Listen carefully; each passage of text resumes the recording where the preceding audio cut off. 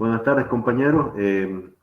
Hago un segundito que se conecte la doctora y ya empezamos. Bueno, Fabián, Ok. gracias. Gracias, Fabián.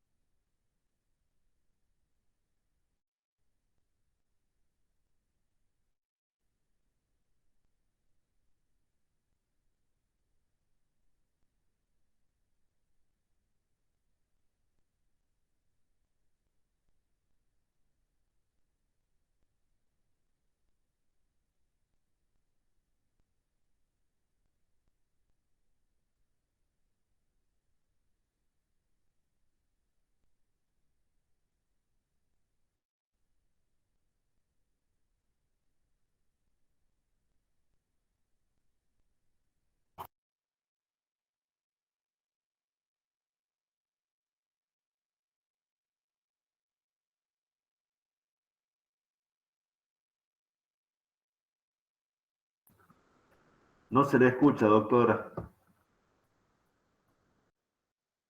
Está silenciado, activo el micrófono. No, no. Ahí está. ¿Me escuchan? Ahí está. Sí, ¿me escuchan? Ahí se le escucha. Bueno, mire, voy a apagar la cámara porque evidentemente No voy a poner los auriculares, así nos podemos escuchar. Si me escuchan bien, cualquier cosa vuelvo a prender la cámara, ¿no? Porque me parece que es mi computadora que no tiene, digamos, las dos funciones ahora, no sé, la hice revisar, pero bueno, pareciera ser que... Pero si ustedes me escuchan, comenzamos la clase. Sí se le escucha, profe. Bueno, no me van a ver, pero estoy. Cualquier cosa ya voy a ir poniendo, en la medida que avanzamos, ahí le prendo la camarita. Bueno, ¿cómo están? Buenas tardes. Buenas tardes, profe. Vamos a ver la unidad número 12. En la unidad número 12, nosotros, este es la segunda parte del derecho municipal, porque dentro del programa ustedes van a ver que se compone de varias partes. La segunda parte es el derecho municipal y este es digamos, lo conceptual, el punto de inicio para este derecho municipal. Ahí vimos los objetivos específicos que nosotros hemos diagramado como propuesta de cátedra, en donde es interesante tener presente la rama del derecho municipal.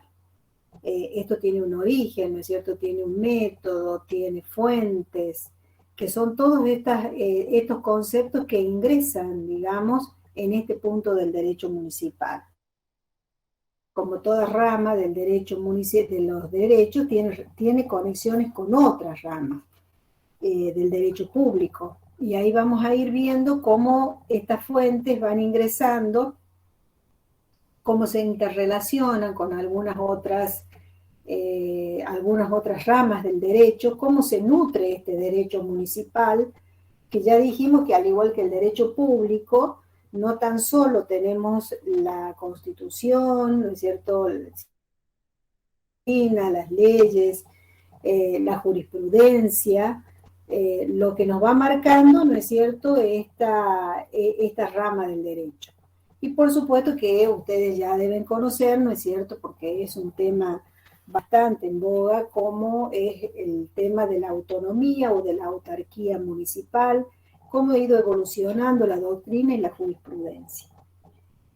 Debemos comprender también, dice los objetivos específicos, el poder constituyente municipal y el origen y sistemática de las cartas orgánicas. Bueno, nosotros sabemos que es uno de los instrumentos más específicos en cuanto a su funcionamiento del derecho del municipio, pero no tenemos en nuestra provincia las cartas orgánicas, así que vamos a ir a hacer referencia y vamos a ir, digamos, paulatinamente viendo cómo ha evolucionado y cómo llegamos a esta ley orgánica municipal transitoria. Vamos a lo que es el derecho. Esto es pura teoría, ¿no? Esto es pura teoría. Ustedes tienen como bibliografía lo que se ha recomendado, el manual de la cátedra, pero también consulten Hernández Antonio, que también habla del derecho municipal. Y todos lo que se ha escrito en la cátedra, ¿no?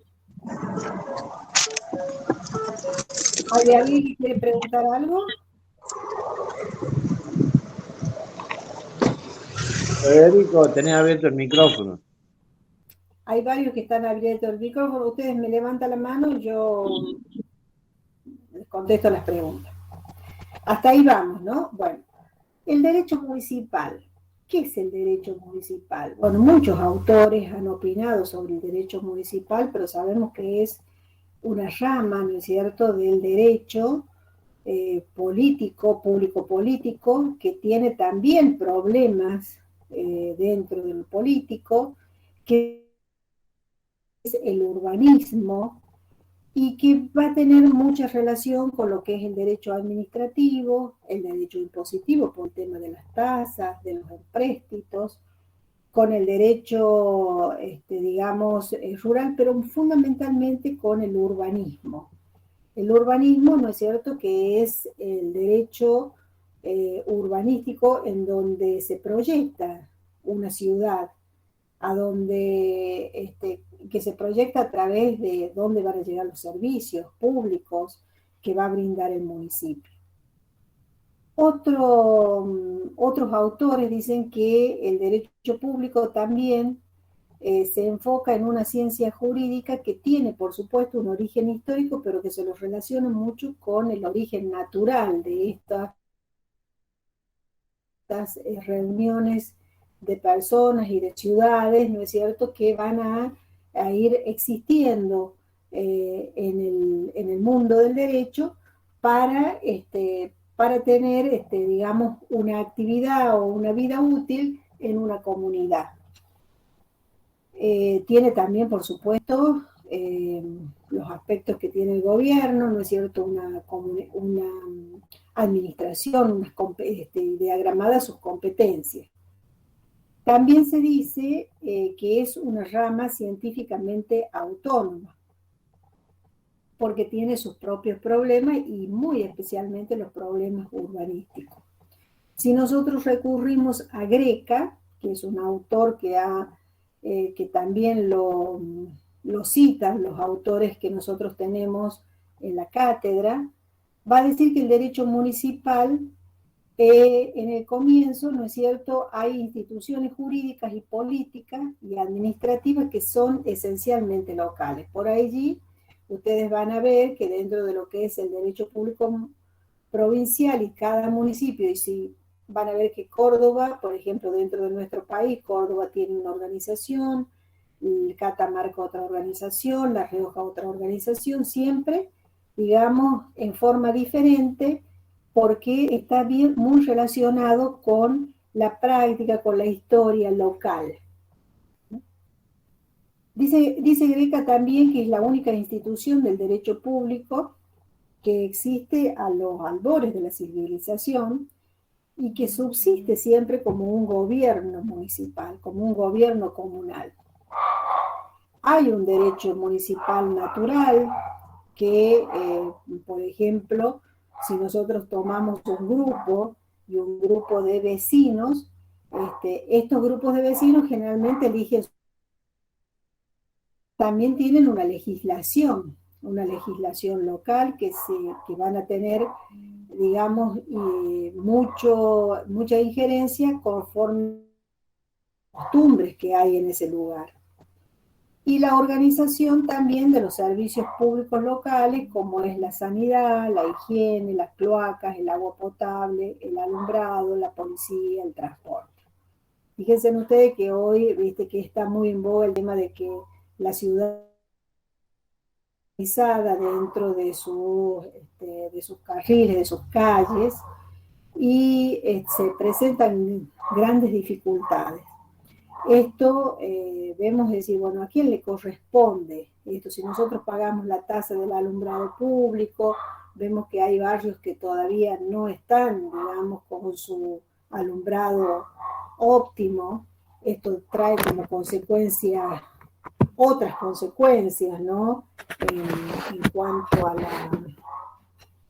digamos, a la vivencia, a la convivencia de las personas, razón por la cual nosotros vamos viendo que cada municipio presenta sus particularidades. Pero en realidad vamos dentro de este derecho municipal a definir cuál es el objeto. Y vamos a concluir que el objeto del derecho municipal es el estudio del municipio. Es decir, que esa disciplina jurídica va a ir dada a ese objetivo. ¿Qué tiene métodos el derecho municipal? Sí, tiene métodos, como todo rama del derecho. Tiene un método, digamos, en lo cual vamos a ver lo histórico y lo político. También vamos a ver que no se puede prescindir de la historia y de la política científica, digamos, de los valores, de las leyes, de las instituciones, es decir, de todo ese conjunto de normas jurídicas que van a ir influenciando en el derecho municipal y en el municipio en sí.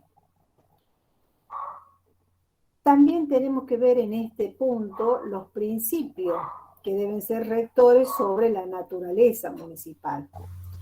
Y ahí vamos a concluir también, como con todos los autores municipalistas, que el municipio es anterior al Estado. ¿A qué Estado? Al Estado provincial, al Estado nacional, porque fue, digamos, la cédula básica para la organización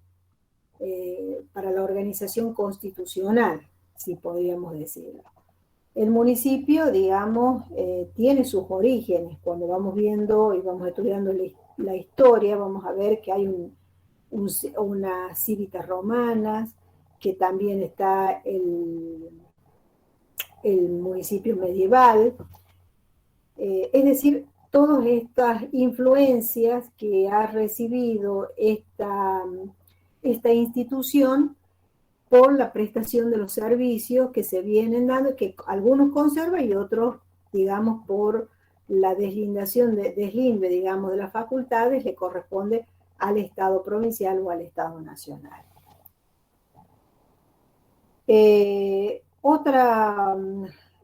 Hay también, por ejemplo, cuestiones sociológicas que debemos tener presente, que el municipio es una comunidad, es una sociedad local, tiene un territorio. Respecto, digamos, de la parte de los principios sociológicos, vamos a determinar que el municipio tiene una comunidad de servicios, o sea, un municipio presta servicio. Sin eso no puede existir, y es el que está más cerca de la comunidad, más cerca del vecino. No, acá ya no llamamos ciudadanos, sino que llamamos vecinos. ¿Por qué? Porque cada uno de los departamentos tiene su municipio.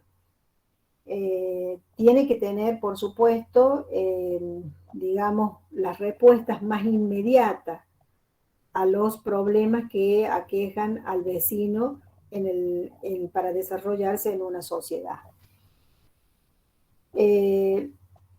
Greca también nos habla de los principios filosóficos, en cuanto que el municipio es una entidad natural.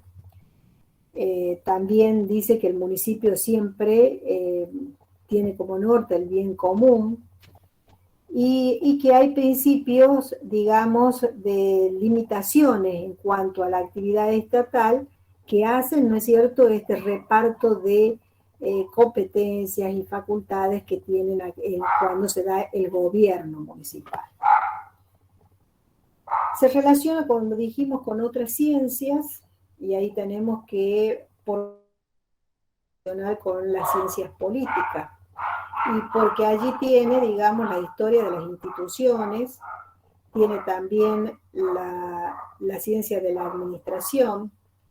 Cuando decimos que se relaciona con la ciencia jurídica, tenemos obviamente el derecho constitucional, el derecho administrativo, el derecho fiscal, el derecho civil, el derecho comercial, el penal y el procesal.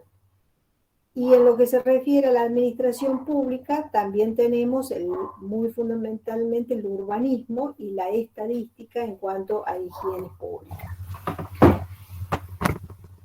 Bueno, eso vamos a saltar porque esto ya tenemos la relación con el derecho constitucional. En el caso de cuando hablamos de las fuentes del derecho municipal, vamos a recurrir a la Constitución Nacional. En la Constitución Nacional, ¿no es cierto?, teníamos el famoso artículo 5, que obligaba imperativamente a las provincias a tener y asegurar un régimen municipal. Y a su vez la reforma del 94, ¿no es cierto?, ha delimitado o ha venido a contribuir en cuanto a lo que es el principio de autonomía. Y ahí el artículo 123 nos dice que esta autonomía municipal debe atenderse en los 4 aspectos que ustedes ya conocen, como es el administrativo, el financiero, el político y, sí, ya dije, político y administrativo, y lo jurídico en cuanto a tener la carta orgánica. El otro artículo que se relaciona es el 129, en cuanto a que se reconoce una especial jerarquía a la provincia de Buenos Aires. Esto lo proviene de la reforma de 1994. Luego tenemos otros artículos en donde se fortalece, por ejemplo, el poder de policía, cuando habla de la imposición, ¿no es cierto?, de 75, nos habla cuáles son las facultades del Congreso a través de la ley, nos habla el inciso 30 con respecto a fortalecer el ejercicio de los poderes de policía e imposición provinciales y municipales. Es decir, esto, ¿cómo lo debemos entender? Por ejemplo, en el caso de la Universidad Nacional, cuando se está construyendo la Universidad Nacional, se construye también desde sujeto a las normas de inspección del municipio. Es decir, la inspección común que debe hacer el municipio a través de su poder de policía, para que esa construcción no esté, digamos, acorde, por ejemplo, al código de edificación. Las leyes que se dictan a consecuencia de esta norma fundamental que es la Constitución es, por ejemplo, destacamos lo que es el Código Civil. Allí, ¿no es cierto?, tenemos que el Código Civil va a determinar que el municipio tiene personalidad jurídica. Acuérdense que nosotros tenemos dos partes, ¿no es cierto?, o sea, las personas físicas y las personas jurídicas, de existencia visible, de existencia necesaria. Y esto, digamos, va a llevar a que varios artículos del código van a tener influencia sobre lo que es, primero como personalidad jurídica, pero también, digamos, en lo relativo a las normas del Código Civil que se van a imponer frente a influenciar este derecho municipal. Las leyes orgánicas municipales también son fuentes del derecho municipal, porque ¿qué hay en una ley orgánica municipal? Y ahí están las bases, están los principios, también, digamos, están, digamos, diagramadas las facultades que pueden tener y las limitaciones, hasta dónde puede, digamos, las autoridades tener influenciar en parte de los vecinos y el derecho de los vecinos. Generalmente las cartas orgánicas municipales, ¿no es cierto?, cumplen la función de leyes orgánicas. O sea que los mismos municipios pueden dictarlas y el reconocimiento de esto es el del poder constituyente local. Si nosotros decimos, sí, perdón, Tania, sí te escucho. Que levantó la mano.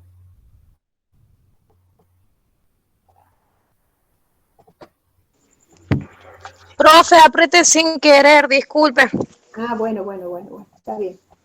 Decíamos que las cartas orgánicas municipales, si nosotros recorremos nuestro municipio, casi la mayoría de los municipios tenía sus cartas orgánicas. Pero a partir de la reforma de 1998, ¿no es cierto?, se rigen a través de lo que son la Ley Orgánica Municipal Transitoria. Y esa transitoriedad rige hasta el momento sin que los municipios tengan esas cartas orgánicas, a pesar de que si vamos a introducirnos a el estudio de esta ley orgánica municipal y comparándolas con las cartas orgánicas, repliega mucho de sus normas en lo que es la organización del municipio. Otra fuente. Afecta la parte económica, profe, es que es lo más importante. Más que la económica, la institucional, porque, sí, digamos, la institucionalidad, en realidad, ¿no es cierto?, cuando hablamos de autonomía del municipio a partir de cómo se entiende esta autonomía a partir de la 1994 con la vigencia del 123, nos habla de la institucionalidad. Y esa institucionalidad hace que cada municipio dicte sus propias normas. Y cuando habla de sus propias normas incluye este poder constituyente local en el cual deben dictarse sus cartas orgánicas. Las fuentes, digamos, que también posee este derecho municipal son las ordenanzas. ¿De dónde proviene el Consejo Deliberante? ¿No? Las leyes orgánicas, las cartas orgánicas provienen del poder constituyente, es decir, poder constituyente de tercer grado prácticamente, porque el primer grado es la Constitución Nacional, el segundo grado la Constitución de la provincia y tercer grado son las cartas orgánicas municipales. En esto tenemos que ver que las ordenanzas provienen del Consejo Deliberante, son como las leyes hacia la legislatura. Y también tenemos decretos y resoluciones que se pueden dictar en ambos ámbitos, tanto en el derecho, en el del Consejo Deliberante como en el Poder Ejecutivo Municipal.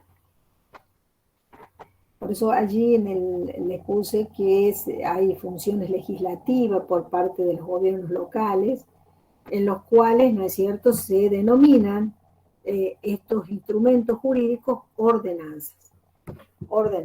Y también los decretos reglamentarios que siempre emanan del Departamento Ejecutivo, como las resoluciones.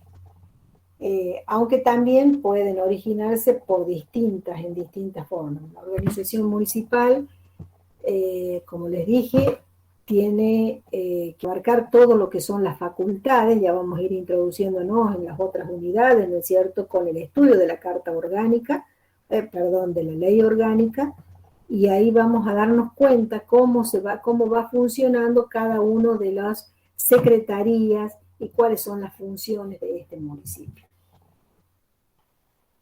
La legislación municipal la podemos dividir en interna o en externa. En el caso de la interna se refiere a la organización y el procedimiento administrativo y el cumplimiento también de los contratos administrativos y de la prestación de los servicios públicos. También debemos tener presente la jurisprudencia y la doctrina y las costumbres, ¿no? Las costumbres que tenemos en cada uno de los municipios para, digamos, por ejemplo, si vamos a comprender los ejemplos, a comprender estas facultades. En el caso, por ejemplo, del municipio de la provincia, cuando fue la transferencia de los establecimientos educativos de la nación a la provincia hizo lo mismo con respecto a los municipios, ¿no? Entonces quedaron muy poquitas escuelas municipales, que casualmente las escuelas municipales hacen más bien a una actividad no reglamentaria, una actividad diferente a la actividad, digamos, que tiene la educación formal, sino más bien una educación informal.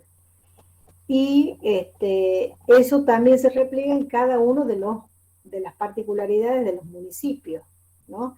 La provincia, la capital sí tiene, digamos, algunas escuelitas municipales que quedaron, y en el interior no encontramos muchas. Encontramos más bien otro tipo de actividad municipal, ¿no? O sea, Profe, ¿sí? que ahora está en litigio justamente ese tema, la retención del gobierno digamos, de la parte de ver con la educación que no se le ha enviado al municipio.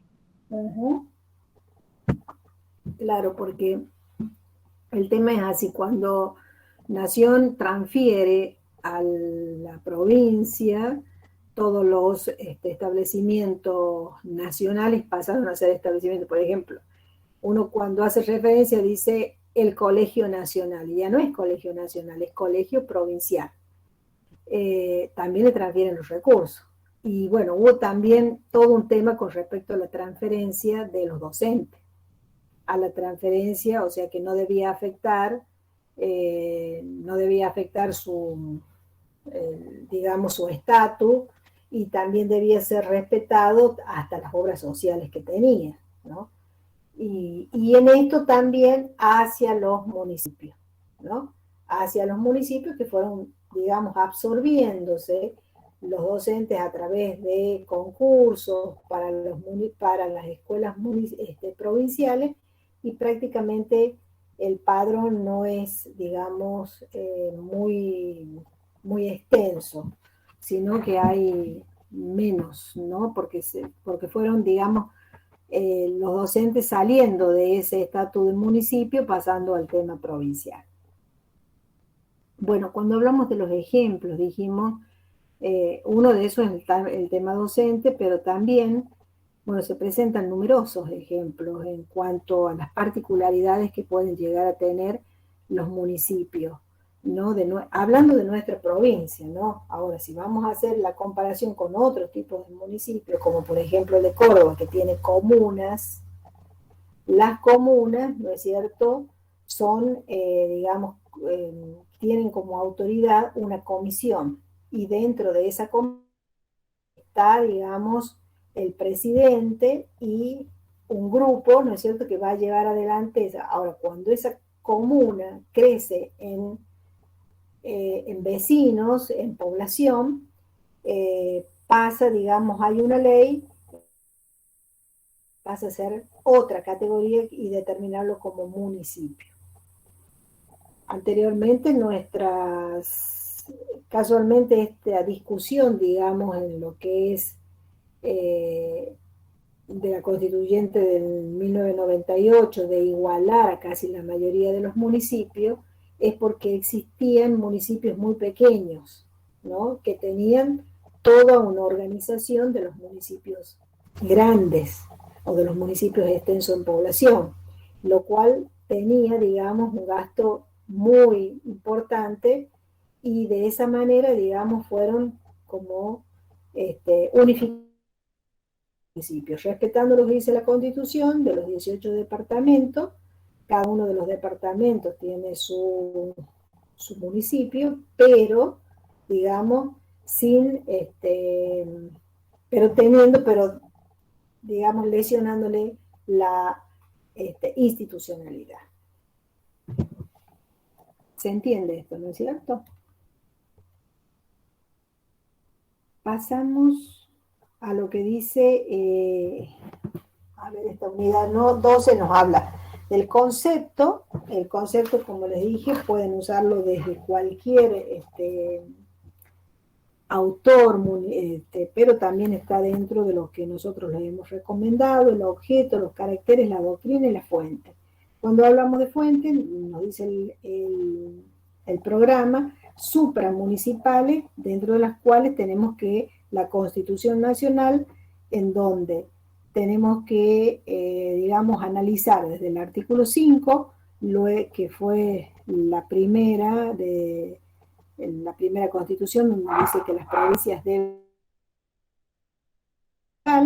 Luego viene la reforma de 1994, que determina los caracteres de qué se puede, qué se debe entender por autonomía, y vienen las constituciones provinciales. Nuestra provincia, ¿no es cierto?, también cuando determina en funciones, nos habla también de la función municipal. No nos habla de un régimen municipal. Régimen municipal estaba en las constituciones anteriores a la de 1986.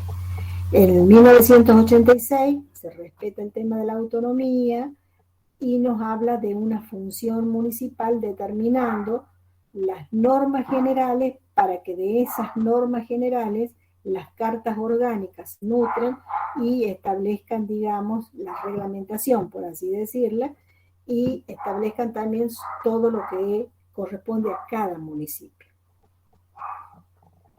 Un estudio comparativo que podemos hacer, creo que hay un trabajo nuestro de un estudio comparativo de algunas instituciones en las cartas orgánicas, nos va dando los perfiles de cada municipio.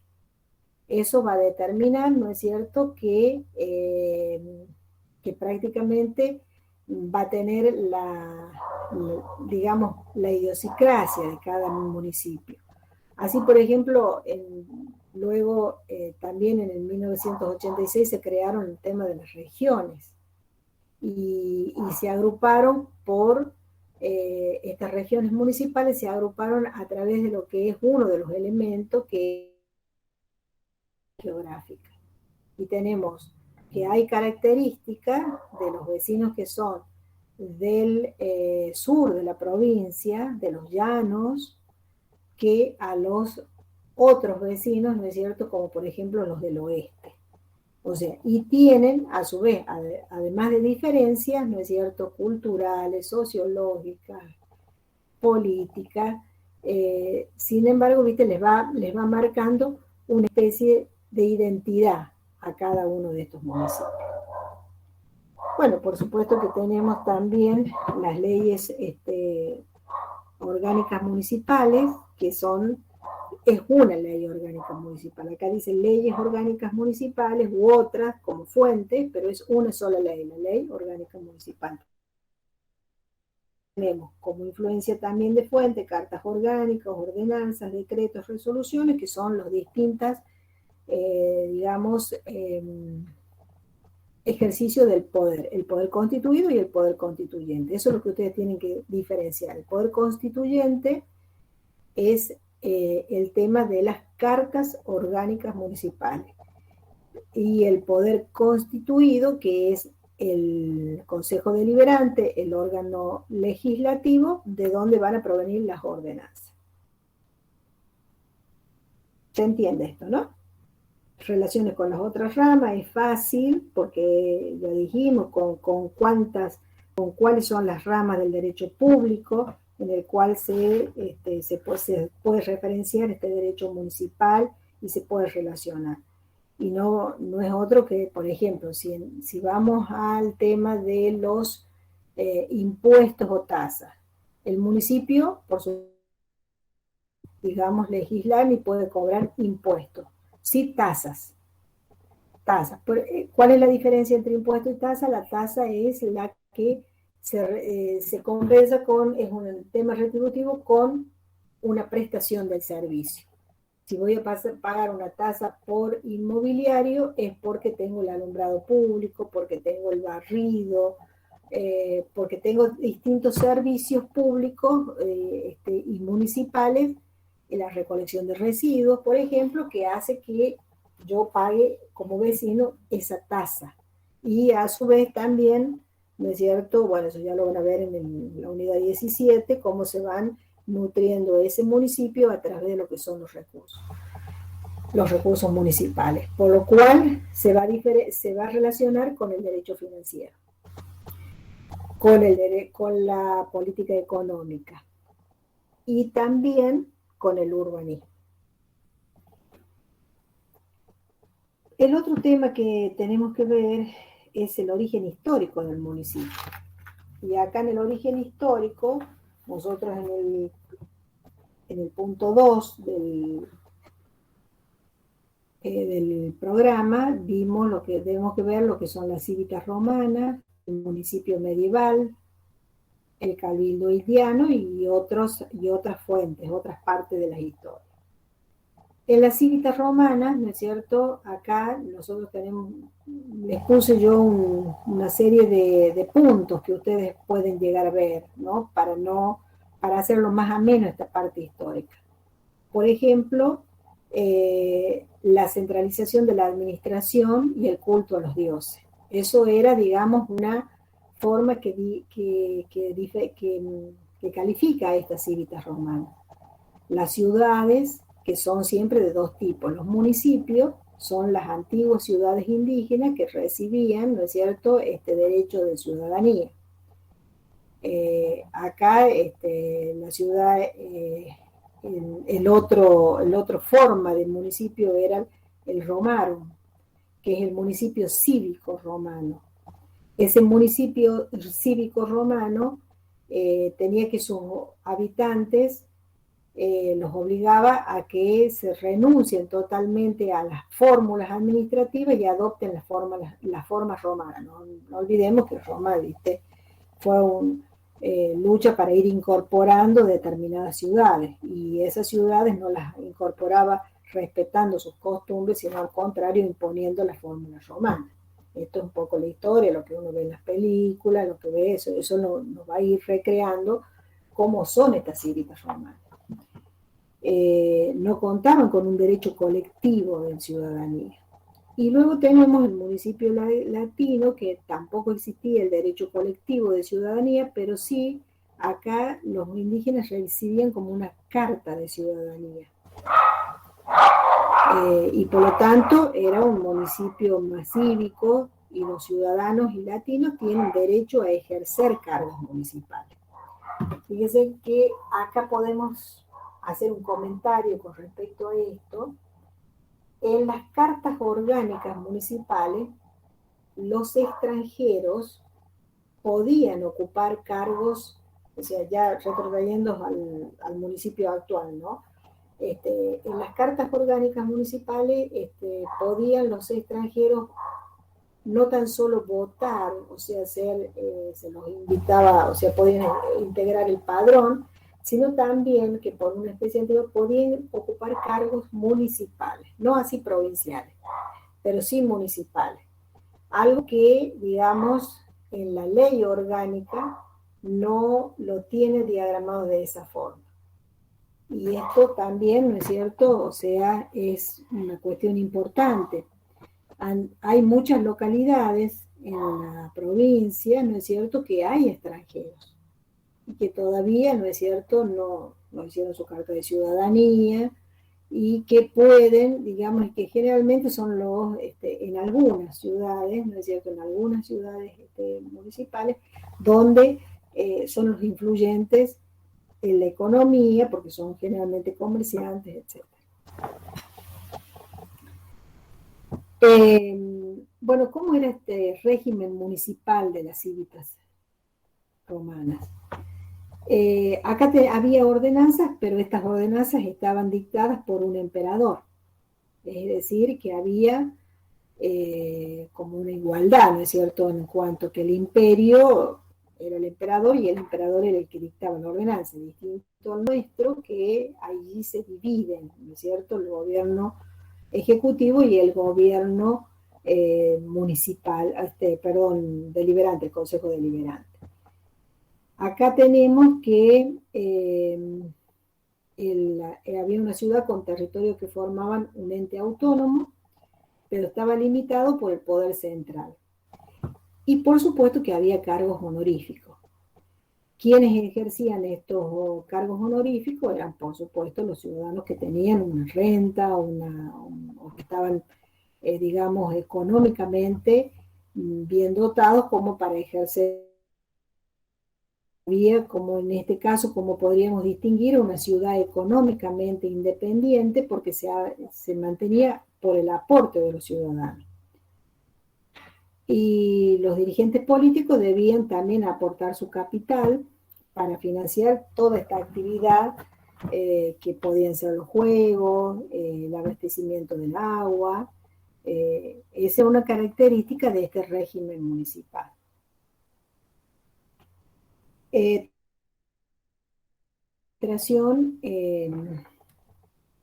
Digamos, en ciertas atribuciones.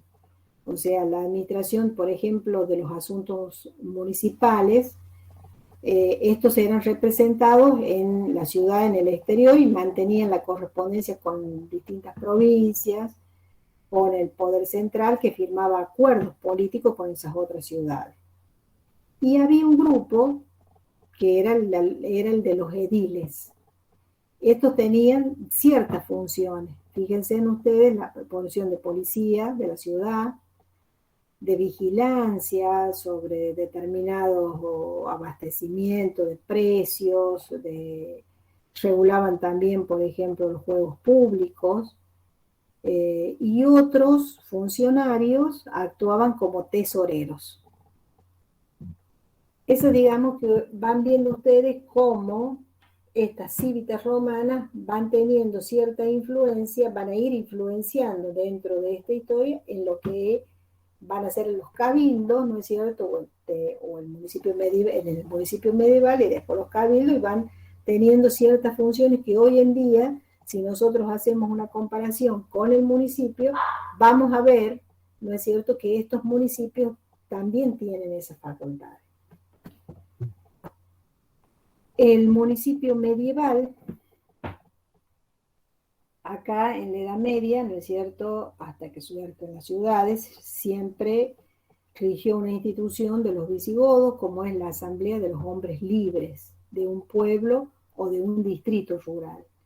Y tenía facultades edilicias, de deslinde, de amojonamiento y de policía. También, en este caso, cuando va resurgiendo las ciudades, van viendo, o sea, vamos viendo el avance del feudalismo, ¿no? Que tiene, cuál es esta característica del feudalismo. Ahí hay un centro de poder en donde está involucrada la iglesia, los reyes, la nobleza, ¿no es cierto? O sea, ahí no es tanto la participación del pueblo, y los ciudadanos algunos eran considerados ciudadanos, no todos. Ahí tenemos, por ejemplo, los fueros, ¿no es cierto?, que van a regir todas estas cuestiones de estatus político, por así decirlo, y tenían, por ejemplo, quiénes eran los fundadores y quiénes eran los pobladores.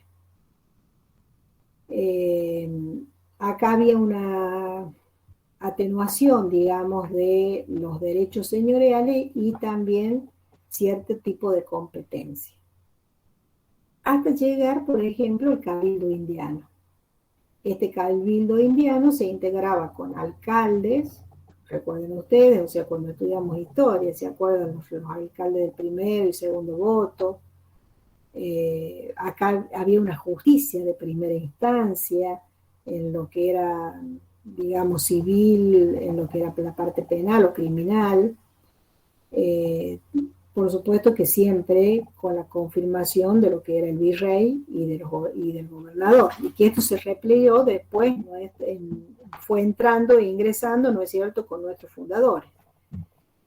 Los regidores, por ejemplo, tenían unas funciones como eran, por ejemplo, la de los concejales en las ciudades pequeñas, y fueron designadas también por el fundador y después también por los regidores salientes, que eran cargos bien remunerados y que no había reelección e interno, ¿no?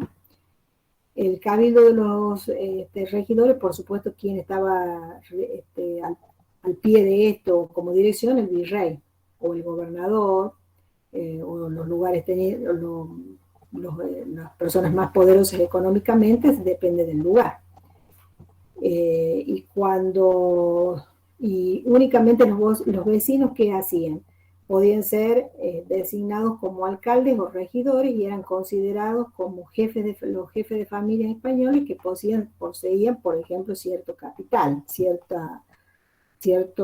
eran económicamente fuertes, regían más bien la parte económica.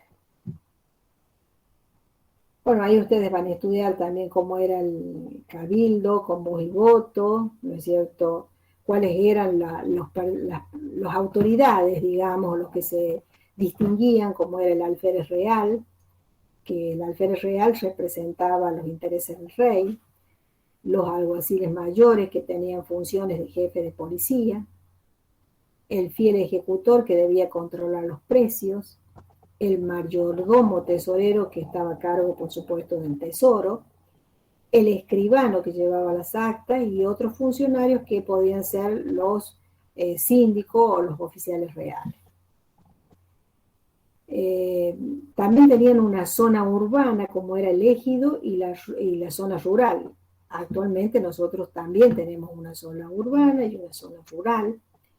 La zona rural estaba dividida por partidos, ¿no es cierto?, siempre a cargo de alcaldes, con funciones de policía de seguridad, y eran designados, por supuesto, por el cabildo. Este cabildo indiano, nosotros después, ¿no es cierto?, dentro de nuestra historia, vamos a ver que se destaca lo que es el cabildo abierto, que el cabildo abierto es otro tipo de institución, y que este cabildo abierto, ¿cuándo se reúne? Con situaciones, digamos, de motivos de gravedad, donde había, que fue, digamos, el que se reunió y el que eligió la primera junta, recuerdan ustedes la parte histórica nuestra, es esta forma de cabildo abierto.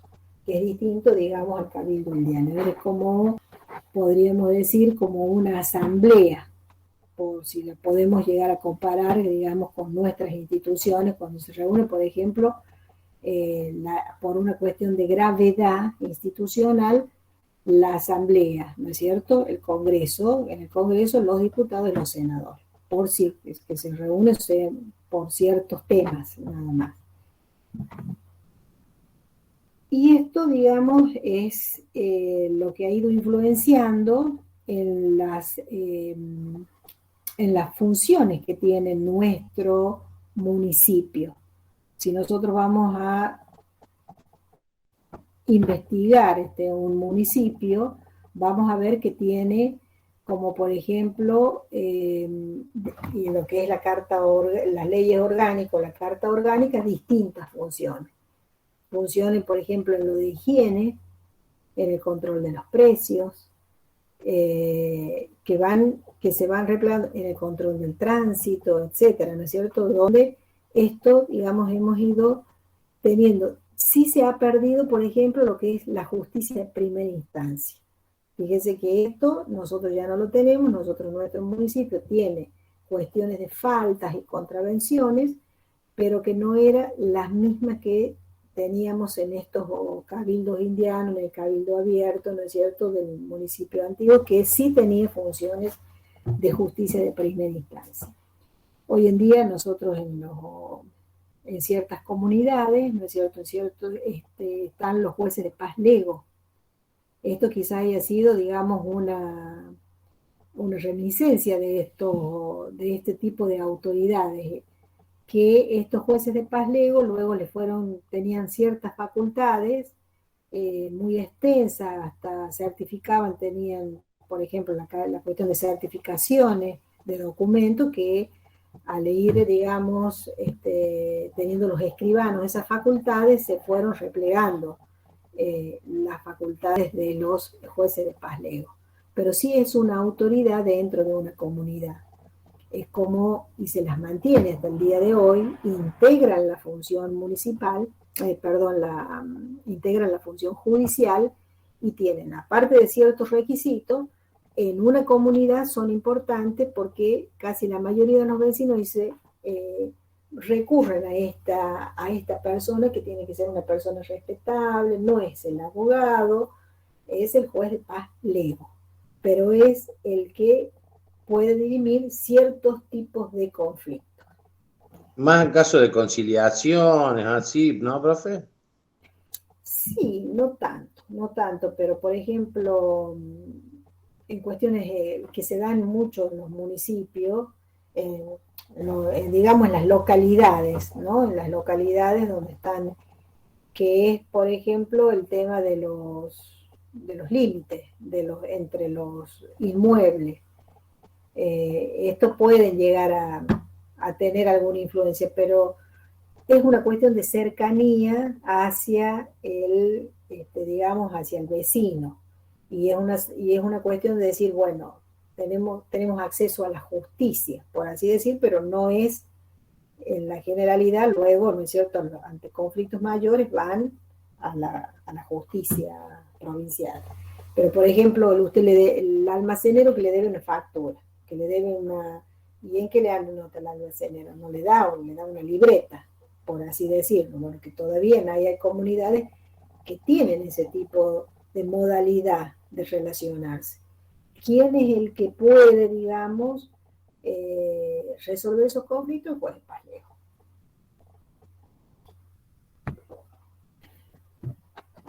Bueno, hay una discusión, por supuesto, desde siempre, ¿no?, que es este municipio o esta cuestión de régimen municipal que surge con la primera constitución y con luego el derecho público municipal, el público provincial, cómo lo va absorbiendo y cómo va absorbiendo el municipio. Hay un periodo que podemos denominarlo desde 1853 a 1986, donde hay una autonomía municipal que está, digamos, sostenida tanto por la doctrina como la legislación y la jurisprudencia. ¿Cuál es el punto central? El 5 de la Constitución Nacional.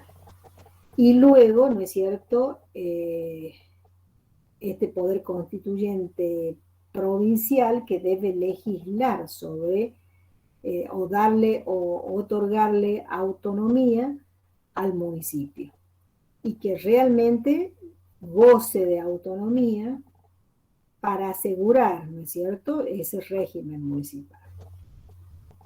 Diversas teorías de interpretación se dieron sobre este tema de autonomía del municipio.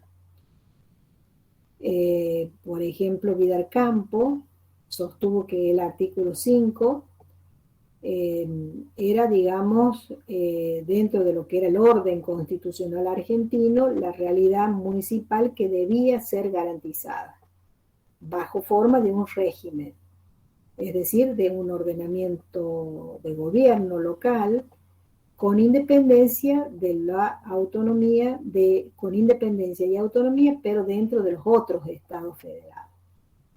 Dice, el municipio nace como un desglose de competencias provinciales para fines puramente administrativos mediante la creación y delegación de provincias.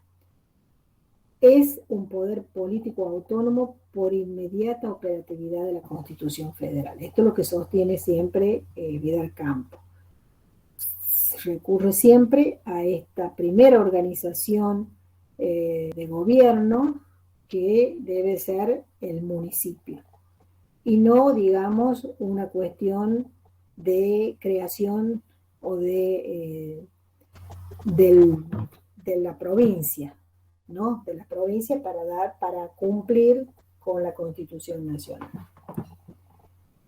El régimen municipal debía ser interpretado también como autarquía, es otra de las corrientes. Y acá está Bielsa, digamos, donde dice que el artículo 5 le impone, si bien es cierto, a las provincias el deber de asegurar ese régimen municipal, pero las provincias deben dictar las leyes orgánicas de esas municipalidades.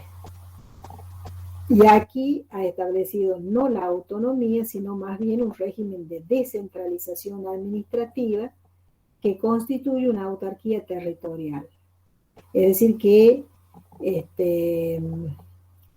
si nosotros repasamos el tema de los fallos de la Corte Suprema, vamos a encontrar, ¿no es cierto?, que en primera instancia la Corte decía que las municipalidades son delegaciones de los poderes provinciales y que tienen fines y limitaciones administrativas conforme a la Constitución que han previsto todo este régimen provincial.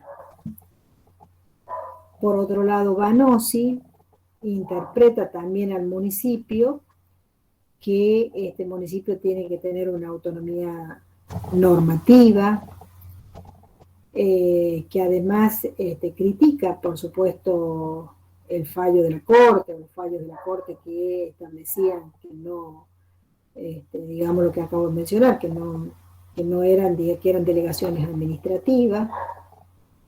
Romero, por otra parte, piensa que el municipio como autárquico, pero también como un sustrato político.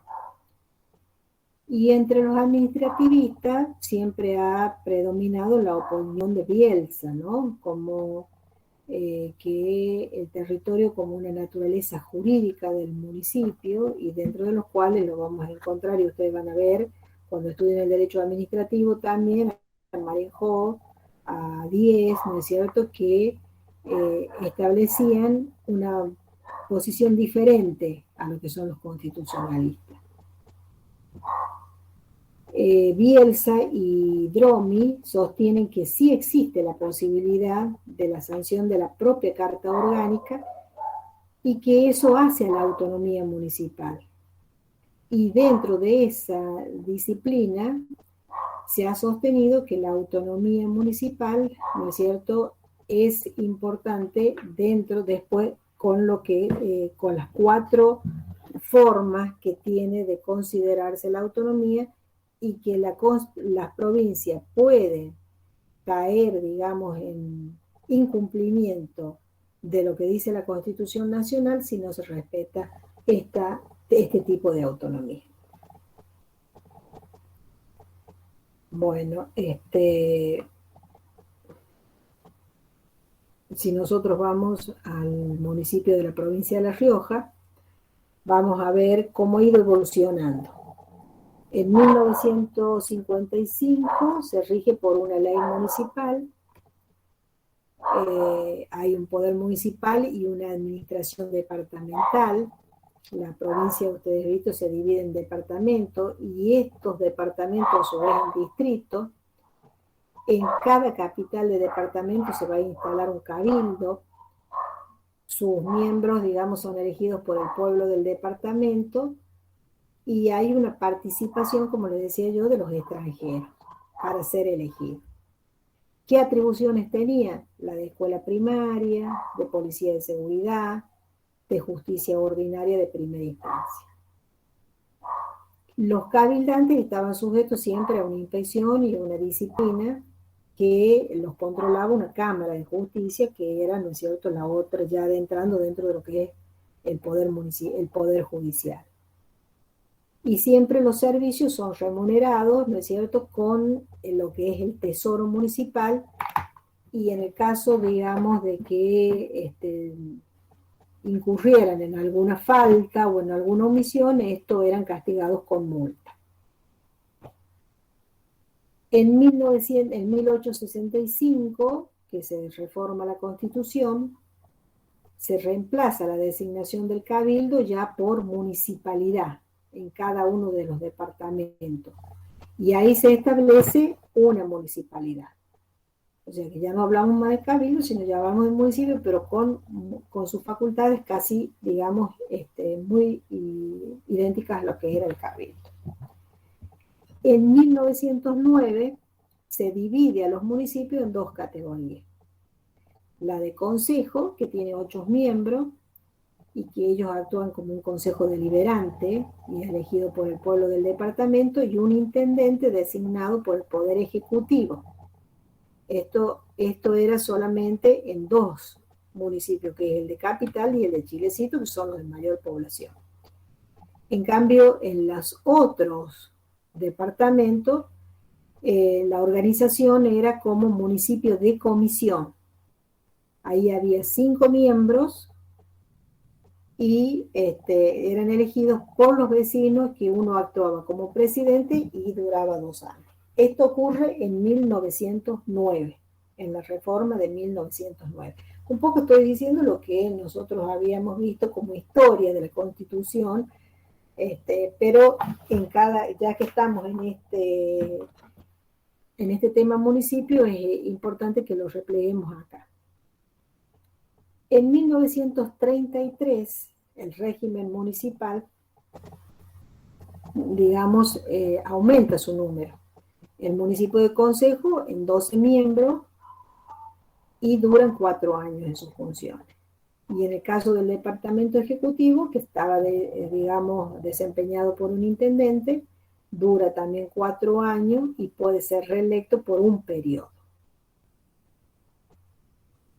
En 1949, con algunas excepciones de la capital,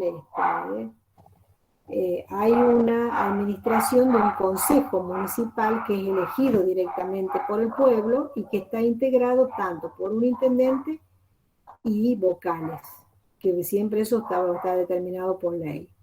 Duran 3 años y la elección coincide con la de diputados. Acuérdense que la de 1949 tuvo muy poca vigencia, ¿no es cierto? Y se volvió a la Constitución de 1955 con la reforma de 1933. La de 1909 con la reforma de 1933. Y en 1986, cada departamento, digamos, de los 18 departamentos, van a tener su propio municipio, con la cabecera en la localidad más poblada. Y van a dividirse en departamento ejecutivo y departamento deliberativo, que es lo que tenemos, ¿no es cierto?, actualmente. Luego, en 1998, se reforma digamos, se derogan las cartas orgánicas municipales y cada municipio va a regirse por una ley orgánica municipal transitoria, de los cuales tienen muchas instituciones que no podían, digamos,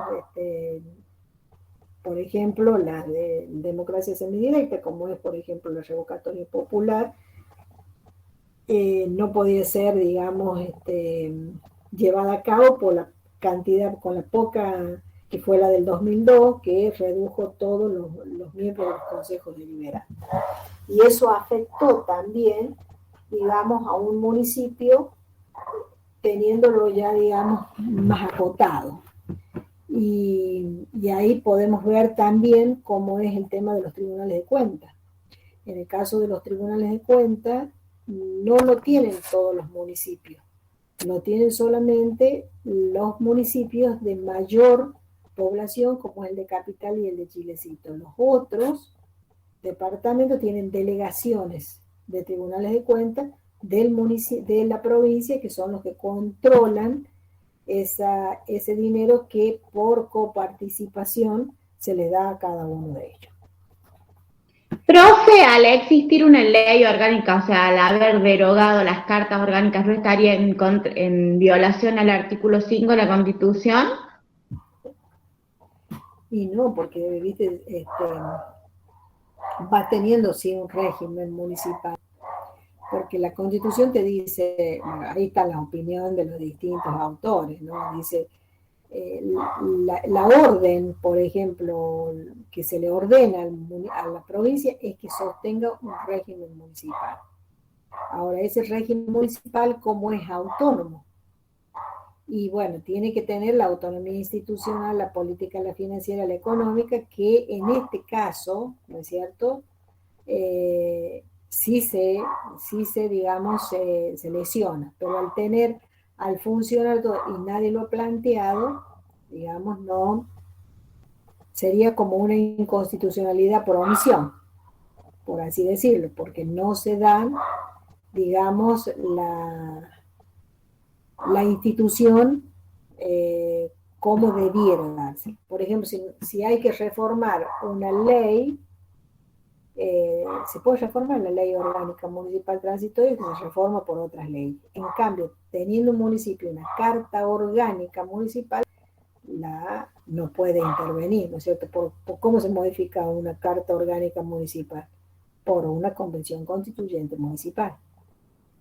En cambio, acá está más endeble, digamos, el tema. ¿Se entendió? Sí, por eso me planteo, por eso le digo, me parece que al haber una ley, al estar mucho más vulnerable, me parece que habría una franca violación al artículo 5, porque si bien es cierto se reconoce el régimen municipal, pero no está, digamos, de manera... no está de manera, digamos, clara, digamos, por así decirlo, porque en definitiva, tienen una ley, ¿no es cierto? Y esa ley repliega todo lo que tiene la Carta Orgánica. Nada más que el origen es diferente. Es decir, si ustedes revisan, ya en las otras unidades vamos a ir revisando, ¿no es cierto?, qué tiene esa ley orgánica municipal. Y vamos a tomar una carta orgánica y vamos a ver, ¿no es cierto?, ir comparando y vamos a ir viendo cómo esta ley orgánica repliega alguna. Lo que pasa es que el origen es diferente. Una cosa es una carta orgánica y otra cosa es una ley orgánica municipal transitoria. Pero bueno, en eso está. Bueno, ¿cómo continuamos acá? Acá llegamos al final de la unidad 12. ¿Por qué? Porque tenemos el puntito que dice, fíjense ustedes que ahí dice origen histórico de los municipios, ustedes la perfeccionan mucho más, ¿no es cierto?, con la lectura. Yo les he dado, digamos, unos pincelazos en cuanto, y va a ser en el PowerPoint también igual, la Civitas Romana, el municipio medieval, Y luego hay un punto que se llama la Constitución de 1853 y los municipios en las constituciones provinciales. Doctrinas argentinas del municipio, ¿qué tenemos que ver en las doctrinas? Y los administrativistas que sostienen la autarquía municipal y los constitucionalistas como Vidal Campos que no sostienen que la autarquía, sino que sostienen la autonomía. Y que, digamos, esa es la gran diferencia. Si nosotros en el examen, ¿no es cierto?, llega a tocar este tema, usted tiene que distinguir esas dos partes. Y luego sí lo de la Corte Suprema, que eso también lo hemos replegado, digamos, en los fallos, en otras unidades y que seguramente va a salir en la unidad 13, creo que dijo el doctor que él lo puso. Claro, en la unidad 13 les dio autonomía municipal, ¿no es cierto? Y ahí está la controversia, autonomía y autarquía, que es un poco lo que dice acá este punto también, con respecto a las doctrinas del municipio. Profe, la autonomía se le reconoce a las provincias, digamos, y la autarquía en este caso, no sé, es mi postura, se hablaría, o sea, no cabría en el caso del municipio en cuanto que, o sea, tiene autonomía económica, política, o sea, es administrativa en la autarquía. No, la autarquía significa que tiene sus propios, que administra sus propios fondos, o que administra los fondos que le da la provincia. La autonomía va mucho más allá, ¿no es cierto? La autonomía tiene que ser, o sea, como le dice la Constitución, como lo diagrama la Constitución de la provincia, cuando nos habla de la función municipal. ¿Qué nos dice ahí en el artículo 168? Los municipios tienen autonomía institucional. ¿Qué quiere decir institucional? Que tienen que dictarse sus cartas orgánicas. Política. Deben tener, ¿no es cierto?, tener su propio régimen político. Administrativa, sus propios órganos. Y las propias, o sea, las políticas también que eligen sus propias autoridades. Económica. Última que se agregó con la reforma de 1998, y ahí determina, ¿no es cierto?, su régimen municipal que con sus propios fondos, ¿no? ¿Cómo se nutre este tesoro municipal? Eso lo van a ver en la unidad 17, con recursos municipales. ¿Cuáles son esos recursos municipales? Los de propia jurisdicción, los de extraña jurisdicción, y ahí van viendo, ¿no es cierto?, los empréstitos, ahí ya viendo la ley de coparticipación municipal, luego ven el tema, digamos, de la recaudación municipal a través de lo que son las tasas municipales. Eso es la parte económica financiera.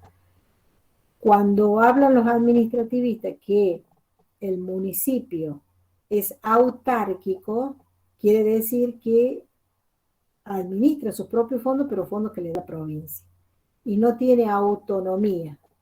Es decir, y se contradicen, porque autonomía significa también, ¿no es cierto?, crear sus propios recursos. Como es, por ejemplo, las tasas. Como es, por ejemplo, ¿viste? Tienen cierta autonomía. Por eso dice, el 168 completa lo que dice el 123 de la Constitución Nacional. Bueno, eso lo van a ir viendo. O sea, yo creo que, a ver, cuando el doctor les dio la autonomía, no sé si, porque dijo que les había enviado un PowerPoint sobre autonomía municipal, seguramente ahí hay dos partes, digamos, de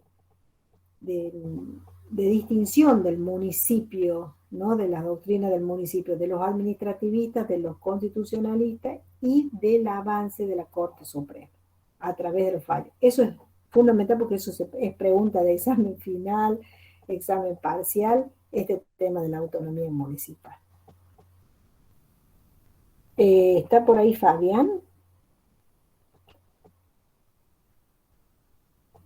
A ver, Tania. Y ahí acabo de mirar, Tania y Fernando levanta la mano. A ver, Tania, ¿esta vuelta es cierto? O sea, levantó la mano.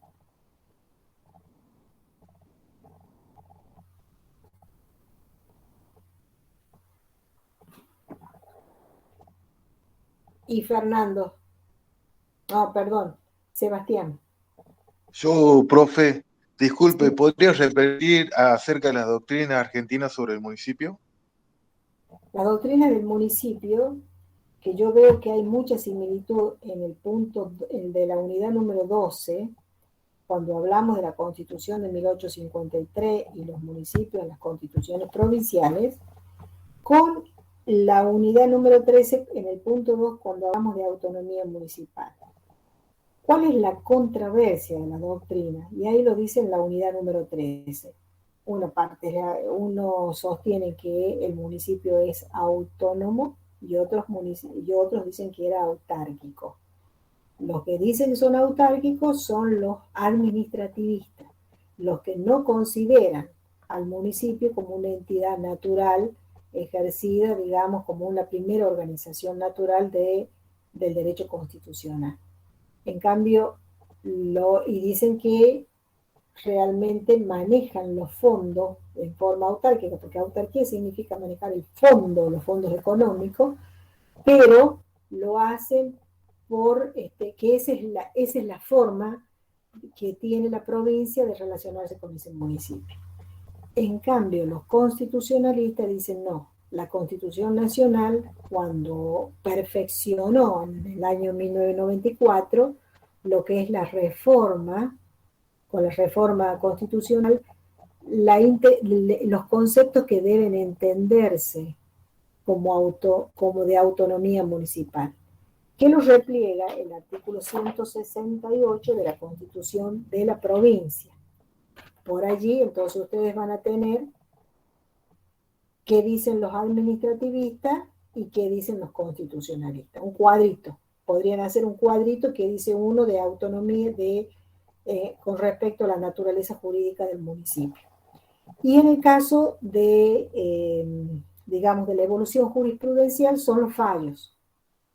Los fallos que al principio, ¿no es cierto?, tenemos que la Corte Suprema de Justicia había, digamos, sostenido una política o una jurisprudencia de autarquía y no de autonomía. Por supuesto que luego va cambiando eso, ¿no es cierto? Se va cambiando con Rivademar, con Municipalidad de Rosario, también, ¿no es cierto? O sea, son fallos que va la jurisprudencia evolucionando hasta el día de hoy. El día de hoy, ¿no es cierto?, sostiene que no es autárquico el municipio, sino que es autónomo. Y dicta, ¿cierto? Y tenemos ahí todo su... Por eso les pregunto que esto lo relacionen mucho al segundo tema con esta parte, porque el artículo, la unidad 13, habla de autonomía municipal, habla de la controversia de las doctrinas y da el fundamento y la evolución jurisprudencial, donde sí tenemos, y ahí es lo que digo que el profe les tiene que haber explicado esta evolución jurisprudencial o les tiene que haber mandado un PowerPoint. Por eso lo buscaba yo ahí entre a Fabián, a ver si les dio eso, ¿no? Porque es un tema importante esto. Y si no lo entienden, hay que volverlo a hacer. Hay que volverlo a explicar, digamos. No sé qué pasó. Me están escuchando, ¿no? Profe, ¿puede repetir? Sí, profe, cámara. ¿Se activó la cámara? No, porque no se activó. ¿Se la escucha bien? Bueno. Fabián, ¿estás por ahí? Sí, doctora. Alberto dio la unidad número 13, porque yo tengo que dar la 12 y seguir luego con las otras unidades. Les mando un PowerPoint sobre el tema autonomía. No sé, ya me explico, no sé si lo habrá subido al campo. Bueno, pero les explicó el tema autonomía municipal. Bueno, me explico y no le digo a ver si lo pasa y lo subo. A ver. Sí lo dio, dice. Gladys, ahí parece, sí lo dio al tema. Sí, porque es un tema que incluso nosotros tenemos ahí unos documentos, algo hemos escrito sobre estos temas. ¿Quién preguntaba recién? ¿Alguien preguntó más?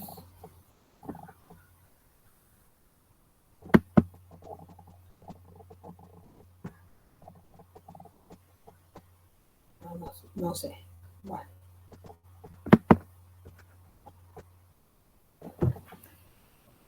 ¿Se entendió esta unidad? Es cortita la unidad. Es simplemente, o sea, acá lo más importante, más allá de la parte histórica, ¿no es cierto?, que puede llegar a ser muy pesada, ¿no es cierto?, ustedes hagan, y ahí yo les voy a mandar lo que necesitamos saber de lo que es la evolución de este derecho municipal que tiene como objeto el municipio.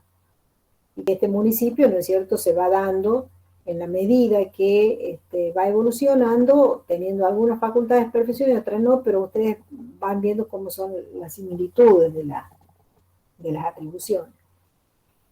Y luego sí, el punto importante que es el tema autonomía, la autonomía del municipio.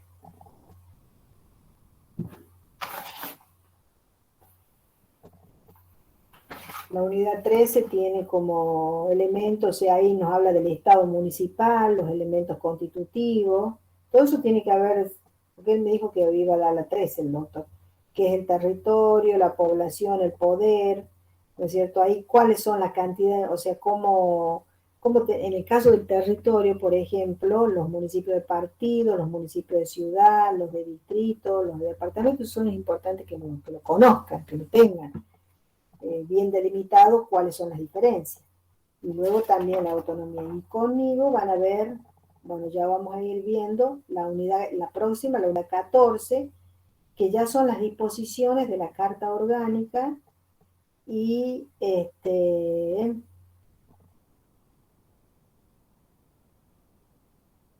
la unidad 14, porque ya algo dije hoy sobre el tema de las disposiciones constitucionales, la intervención municipal.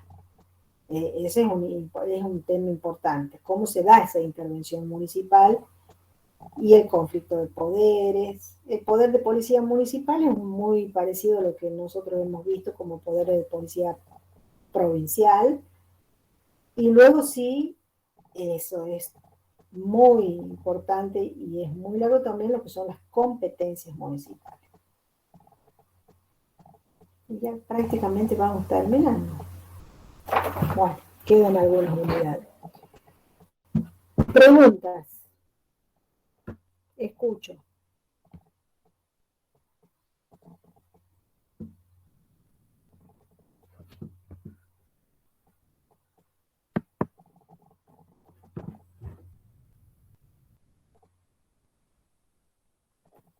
¿Se entendió, chicos? Fue muy clara, profe, la clase. Pero, a ver, ¿qué otras dudas pueden llegar a tener de la unidad 13 que con la 12, si hay alguna, bueno, obviamente que repasen, ¿no?, los temas y luego vengan o sea, luego pregunten. Yo por ahí me pierdo con el tema de los mensajes, pero los escuchamos.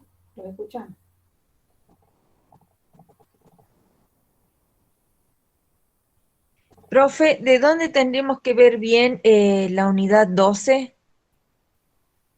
Del manual de cátedra, y de Hernández. Yo he consultado también con esto con Hernández, porque yo vi que es muy claro en esa parte municipal y les voy a mandar el PowerPoint, ¿no? Bueno, profe. Para que ustedes puedan ir guiándose más en la parte histórica, que es tipo resumen. Bueno, Listo, gracias, profe. Gracias. Bueno, nos vemos la próxima clase entonces. Hasta luego, profe. Muy Chao, bien. profe. Hasta la próxima, profe. Chao, Muchas profe. gracias. Chao, profe. Hasta luego, profe. Hasta luego. Hasta luego. Hasta luego.